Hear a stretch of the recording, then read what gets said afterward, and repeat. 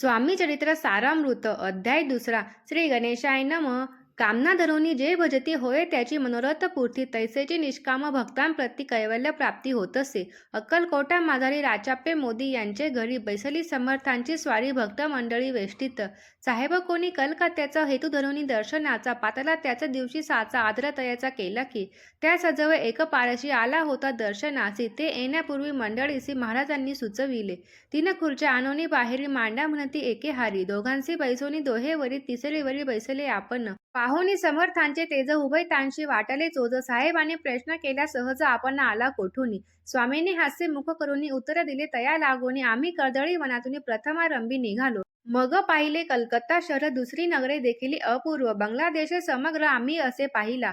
घेतले कालीचे दर्शन, पाहिले गंगा तटाक पावन, नाना तीर्थे हिंडून हरिद्वारा परती गेलो. पुढे पाहिले केदारेश्वर, हिंडलो तीर्थे समग्र, ऐसी हजारो हजार नगरे आम्ही देखिली. मग तेथून सहज गती पातळ गोदा तटका प्रती, जिभेची महाप्रख्याती पूर्णांतरी वर्णिली.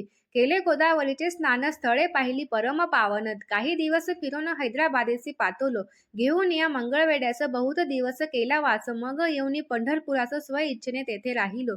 तदनंतर बेगमपूर पाहिले आम्ही सुंदर, रमले आमुचे अंतर, काही दिवस राहिलो. तेथून स्व इच्छेने केवळ, मग पाहिले मोहोळ देश हिंडोनी सकळ सोलापुरी पातलो.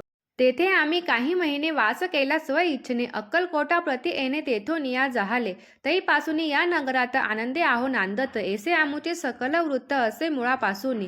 12 वर्ष मंगळवेढ्याप्रती राहिले स्वामी राजयती, परी त्या स्थळी प्रख्याती विशेष त्यांची राहली.